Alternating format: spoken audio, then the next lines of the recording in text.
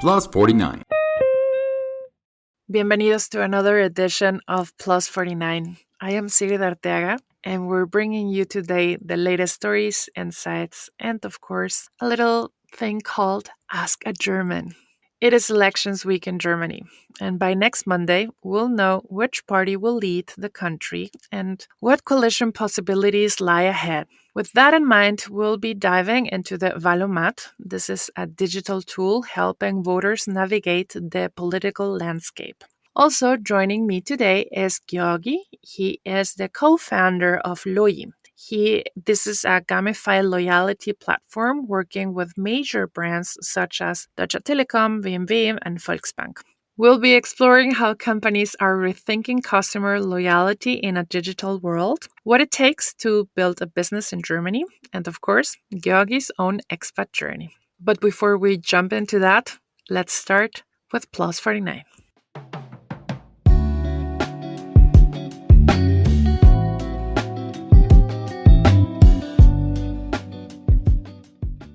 On today's news update, let's take a look at Brandenburg's medical sector, where figures from the State Health Ministry reveal that 1 in 5 doctors practicing in Brandenburg is non-German. Of the 10,120 registered doctors, 18.9% do not hold German citizenship, with the largest groups coming from Syria, Russia, and Turkey.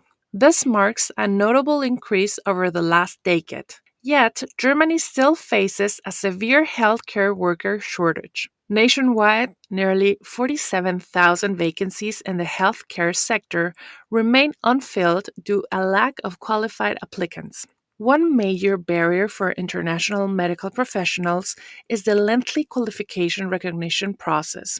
For EU ECC or Swiss citizen, it takes about 4 months to gain approval to practice in Germany.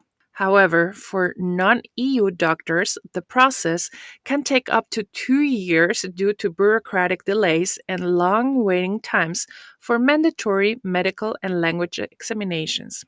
Many doctors express frustration, with some struggling with mental health due to the prolonged uncertainty of their professional future. As Germany faces increasing demand for medical professionals, there is a growing pressure on authorities to streamline the recognition process. And now turning to the automotive sector, Tesla has had a dramatic drop in sales in Germany. According to the Federal Motor Transport Authority, new Tesla registrations in January 2025 were down nearly 60% compared to the same period last year. This decline comes despite a 53.5% increase in sales of battery-powered electrical vehicles across Germany. The drop follows controversy surrounding Tesla CEO Elon Musk, who recently made inflammatory political statements during an Alternative für Deutschland conference.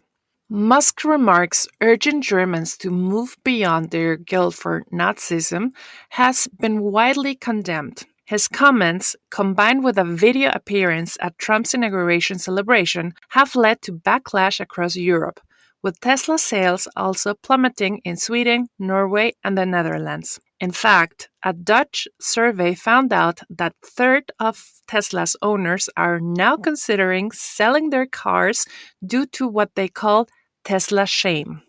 That's it for today's top stories, but if you like to stay updated with major headlines in English every day, don't forget to subscribe to our daily newsletter at morningexpresso.de.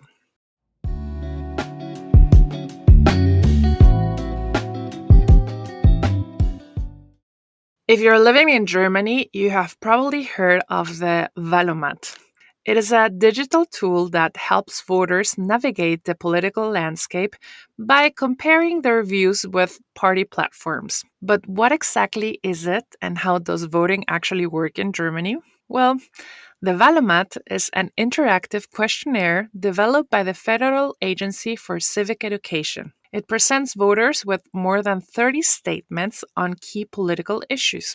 Users can agree, disagree, or stay neutral, and at the end, they receive a breakdown showing which political parties align most closely with their responses.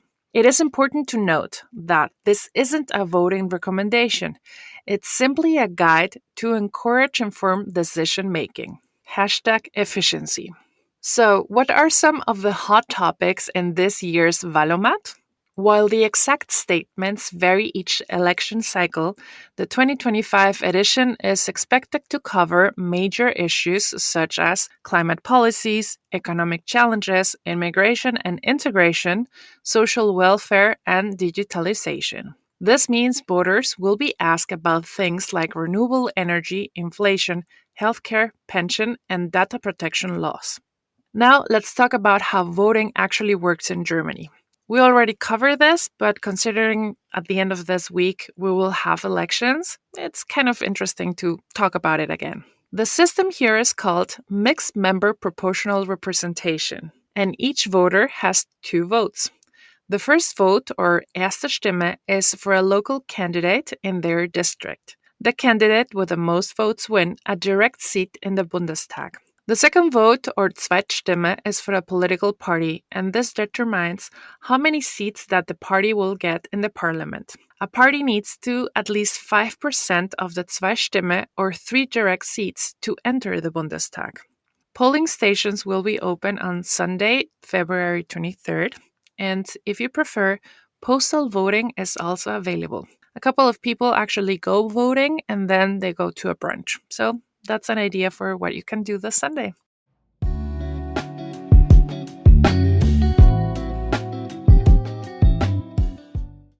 We're today with Giorgi, but I'm just going to tell you Jorge because it's easier for me to say that Giorgi. Welcome. Thank you. Thanks for having me.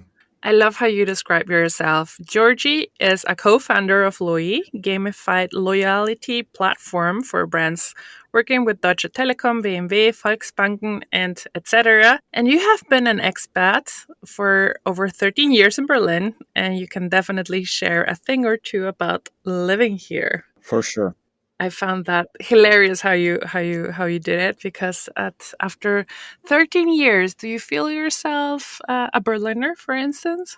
I heard from Berliners after 7 years you qualify for this, so I think I can call myself Berliner. But I think as most international people would have this feeling, usually have a feeling that you are not fully German, but you're also too German for your home country, right? So I have a feeling I'm somewhere in this middle part, but I love Berlin and I feel I'm fully integrated. Yeah. You are actually also married to a German woman. Correct. I'm happily married since 6 months now.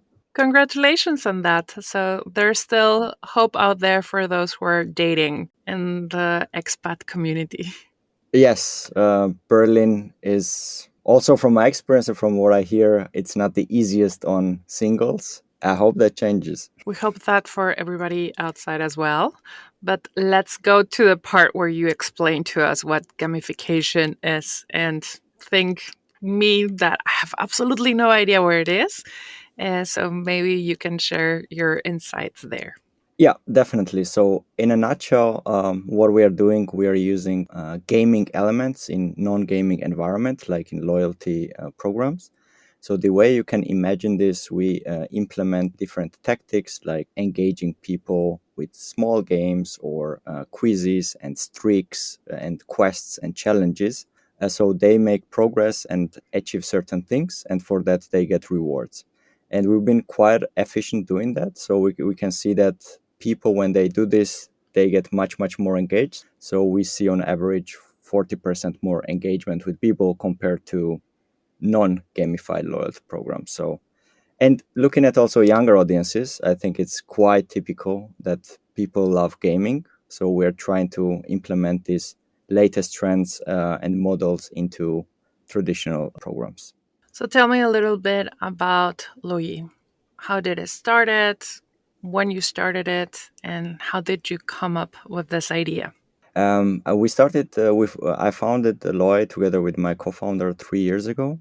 I think the biggest trigger was that Berlin had such an influence on me that I always wanted to start my own company. And I always worked in Berlin in early stage startup scene. So that was a big inspiration for me. But also, I think the biggest trigger was one day from an airline, I received an email on my birthday and it said, hello, and then brackets customer 34Z9.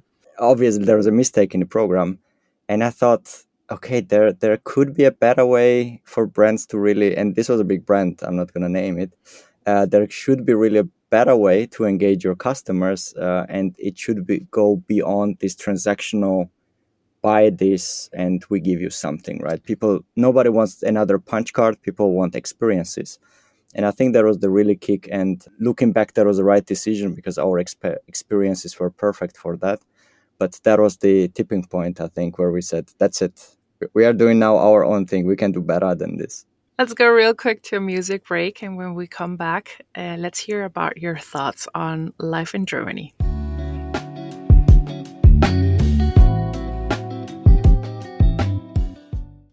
We're back with Giorgi, who already told us that his favorite music is techno, or at least he wanted to hear some techno before we went to the music break.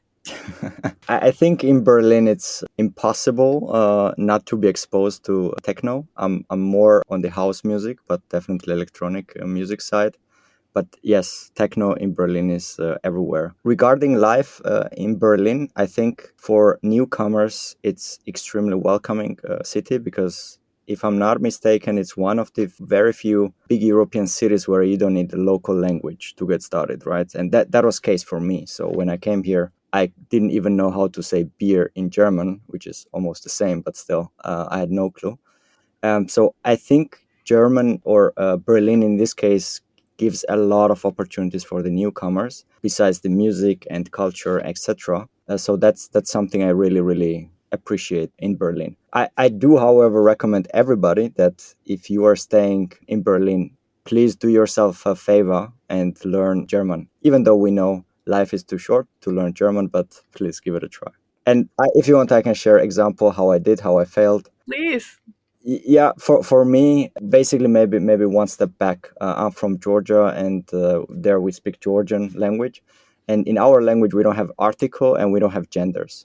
So for me, this whole there, the, das, it's literally I had to wrap my head around. Okay, in English you do have articles, but not the genders, right?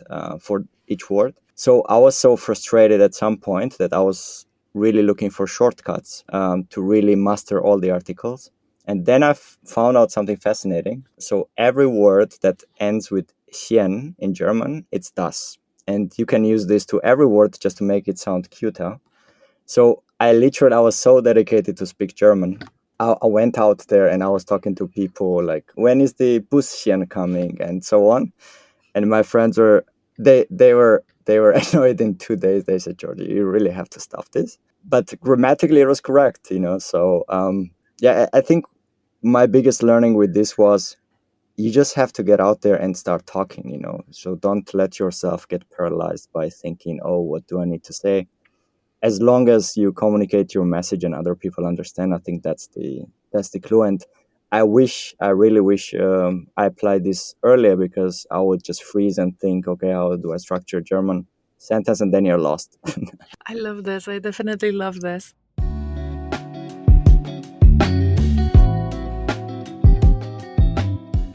One of the key questions that I wanted to ask you, because as you stated before, you're married to a German woman, and which is, again, for a lot of people who are still single, kind of like, oh, that does happen. I mean, not long ago, like 2 days or 3 days ago, Tagesschau got a big news saying that nobody's getting married anymore, and we're not having any faith in love. But that's not the point. The point is, how has she helped in you understanding Germany, and not only like the typical don't walk if the red light is there, but also like, the small Selbstverständlichkeiten. Yeah, that there are so many this cultural small details, right? And also, once I got to know her family, obviously you learn these traditions that as an expat you may not be exposed, right? So for example, you go to within their family, we went to someone's German wedding, and that was for me completely different experience, right? So this kind of thing. But on the other hand, my wife is quite international, so she lived in 5 different countries, and we in the beginning were speaking a lot of English, so that was for me very very easy to get on the same level, on the eye level, and then step by step we moved to German. So that was a good onboarding, let's put it this way. There's one thing that, of course, people who are not seeing us cannot see, but you're wearing your ring on your right hand, Correct. Yes. which is very different than from the Germans. The Germans normally have it on the left hand. Yes, so that's the thing for Georgians. Men in Georgia wear it on the right thing, and maybe another small different thing in Georgia, women do not change their last name after getting married. So yes, I think it's beautiful all these small differences, because a lot of things times I think we think things the way we understand they are this way, and then you get exposed to completely different tradition, and then you think to yourself, oh, okay, there's actually people doing same thing that I never thought about in a different way. So I think that's the beauty of it. It is definitely, and this is one of the reasons why we have this project. On one side, to try to explain things that we believe that are normal, and once we come out from our countries, it's just like, oh, so not the whole entire world has their rings on the right side. And in Mexico and Latin America, and I think even the United States, and in almost in every other country in the world, the rings go on the right side because, in theory, the heart vein goes from the right side into your heart. It does not mean that the Germans are heartless and that's why they use it on the left side. I think for Germans it decreases your productivity because you can't work with your mouse properly. They put it on the left. I don't know. Maybe it is a productivity thing. One thing that I got from someone who was doing this whole in multicultural science, they think that one of the reasons why it is on the left side for the Germans, it's because when they shake hands, they can feel if they are married. It's kind of like a statement, like, "Hi, I'm Oh married." wow, okay, I have not thought of this. Interesting. Yeah, so you can feel it. Which, as the other side, you're always looking on the right side. So, of course, as a not married person trying to look into, you have, as an international person who's not married, you're always looking at both hands, like going like, okay, which one is the one that I was supposed to be looking at? That's always the question for singles, right? You don't know. Yeah, but it is kind of like this little small things that this is the way that life opens up when you move to another country. Yes, and I think that's a perfect answer to what you asked before. This Selbstständigkeit, no, das Selbstverständlichkeit. So you really understand that everybody has their own traditions, their own ways. So once you expand your horizon, you can accept different things much more easier, right? So, and I think that's the beauty of Berlin. Once you get into this international mindset, you will become much more acceptable to many different things that before you didn't even know existed, right? And I think that's the beauty of learning from each other, and discovering the best part of all the cultures.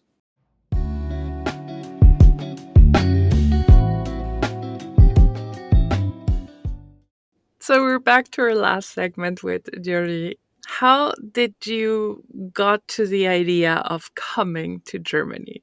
So I was doing my bachelor's back in Georgia, and one of our professors suggested that I apply for Berlin School of Economics and Law here in Germany, because they had very strong marketing masters. And without thinking twice, I did so. And we all know the huge benefit of German system, that it's free even for foreigners, which is still mind-boggling for me. And I applied and I got approval, and within 2 weeks I was here. So half of my friends and circle didn't even know that I was in Berlin. So that happened very, very fast. I didn't even have time to think it properly. But that was one of the best decisions I made. So that was very unplanned. That's why I know German prior skills. It's been quite a ride, but I still find the city very exciting. And yeah, I still believe that was a great decision.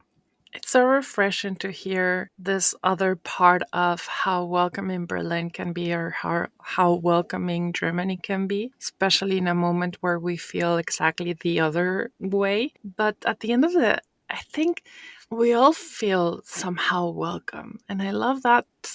That's one of the reasons why I really love this word Wahl-Heimat, because it says this is the city that we chose, and we're Mm, making ourselves feel welcome here. absolutely. How was your experience for you regarding starting your own business? There comes the big word, bureaucracy, right? So there are several steps that you have to follow. But on the other side, if you follow all the steps, which you can find out, then the process can be fine, right? It can take longer sometimes than you expect, but I think most people, where they make mistake is they don't spend any time researching what is actually required. And once you have this checklist and you go through checklist, then things work, right? So, and on the other hand, in Berlin you have a lot of accelerators and grants and opportunities for fresh founders. And I think without this support in the beginning, I think it would have been much harder for us. So I think the ecosystem is pretty strong and network is pretty strong. So you can, as a new founder, you can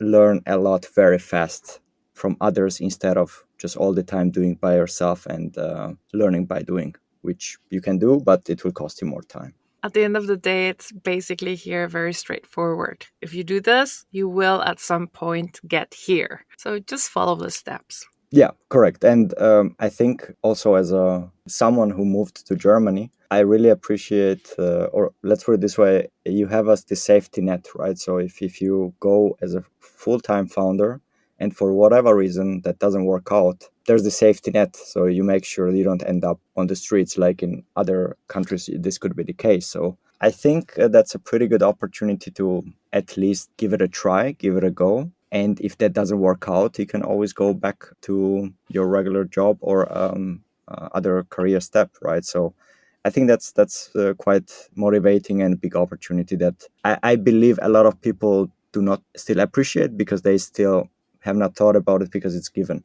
But I think in many countries you don't have this simply, right? So if you don't work, then you may end up on streets, right? So yeah, so I think the environment is pretty friendly, and I would love to encourage everyone who even thought at least once to give it a shot. You will you will regret because it's very hard, but if you don't do it, you will regret even more because that's such a journey. Giorgi, it has been such a pleasure talking with you. Before we go, tell us where we can find your company.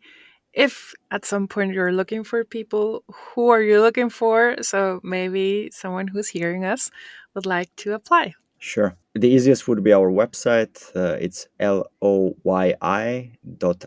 so loyi.io, or you just feel free to find me on LinkedIn and write me directly. We actually are looking for many people, so feel free to get in touch. Perfect. Thank you so much for being with us on Plus 49. Thanks for having me.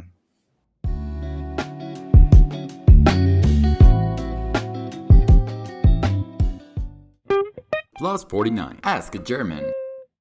So one thing I noticed in Germany is that every now and then Germans will say, "Okay, let's have something Herzhaftes," and I always had a feeling I understood what they meant, but not really 100% because usually it's not just sweet, it's not something spicy, it's not something salty. So when they say the way they say it, always makes me feel like I want to eat something that my grandma cooked and I want to feel cozy, but I don't know how to describe it. So what is this? What does it mean? Have something herzhaftes. So if a person asks you, should we have something herzhaftes? Like what restaurant or place should you book? I think you already have a good grasp on what Herzhaft means. because I think a lot of Germans would also describe it as some kind of comfort food they know from their grandmas. But when it comes to actual taste, there's a bit more to it. If you hear a German say, ich brauche jetzt etwas Herzhaftes, you might picture them reaching for something meaty, greasy, or covered in cheese. And while that's not entirely wrong, Herzhaft isn't just about heavy food. At its core, it describes bold, savory flavors that are rich and deeply satisfying. It's the perfect contrast to süß, or sweet, and it's what Germans crave when they have had one too many pieces of cake at a Kaffee and Kuchen gathering and need to reset their palate with something substantial and salty. But herzhaft isn't exactly the same as salzig or salty, or even deftig, which actually means hearty. While all herzhaft foods have a savory, umami-packed character, not everything salty is herzhaft. For example, a bag of plain salted chips wouldn't quite fit the description. Deftig, on the other hand, refers more to portion size and how filling a meal is. A light but flavorful soup can be herzhaft, but it wouldn't be deftig. So you can think of herzhaft as the sweet spot between bold, rich taste and satisfying comfort. Now, where should you go when you're in Germany and need something herzhaft? Here are some solid options. I think the most obvious place to indulge in your herzhaft cravings is a Bavarian Wirtshaus. These traditional beer halls are temples of rich, savory cuisine. If there's one dish that defines herzhaft, it's probably Kässpätzle, basically Germany's answer to mac and cheese. Think of soft, chewy egg noodles drowned in melted cheese, topped with crispy fried onions. It's creamy, salty, and pure comfort. Paired with a Schweinshaxe or a Weißwurst mit Brezen, and you've got a meal that's as herzhaft as it gets. But of course, Berlin's iconic currywurst can also be counted as a herzhaft classic. Sliced bratwurst drenched in spiced ketchup and dusted with curry powder, usually served with a side of crispy fries. It's salty, savory, and a kind of street food that feels instantly satisfying. And if you're looking to satisfy your herzhaft craving at home, a simple yet effective option with no cooking required is the wonderful German Abendbrot. If you want to know more about this flavorful goodness, look into our older episodes. We've already covered it there. So basically, when Germans crave something herzhaft, they're looking for bold, savory flavors that hit just the right spot. Not just something heavy, but something rich, salty, and deeply satisfying. And in Germany, you're sure to never run out of delicious ways to satisfy that craving.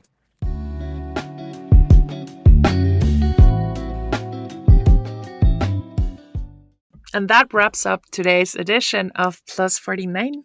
Thank you so much to our guest, Giorgi, for joining us and sharing his insights. Also, thank you so much, Marlene, for making this happen. And we hope you enjoy our conversation about life in Germany, upcoming events, and the inside scoop on how the Wahl-O-Mat can help you navigate the upcoming elections. Remember, if you want to stay up to date with all the latest headlines in English, please subscribe to our daily newsletter at morningexpresso.de. And if you love what we do, or you just want to share with us your insights, make sure to follow us on Instagram at plus49 for more expat stories, updates, and behind the scenes moments from the show. Thank you for tuning in, and hasta la próxima.